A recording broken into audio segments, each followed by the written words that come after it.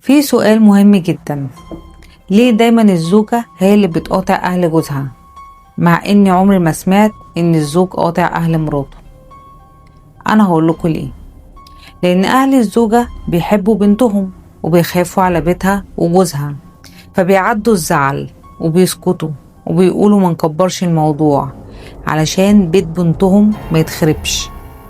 لكن أهل الزوج عارفين إن ابنهم مش هيقطعهم ولا هيبعد عنهم مهما عملوا، فبياخدوا راحتهم في الغلط وفي التدخل وبيقسوا ساعات، وعارفين إن حتى لو مراته اتظلمت هو مش هينصر عليهم.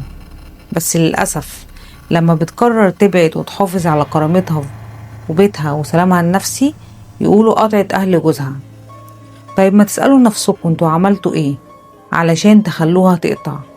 ولا هو العيب دايما في الست حتى لو كانت مظلومة؟ لحظة، كلامي طبعا للزوجة اللي أهل جوزها جم عليها وهي مظلومة.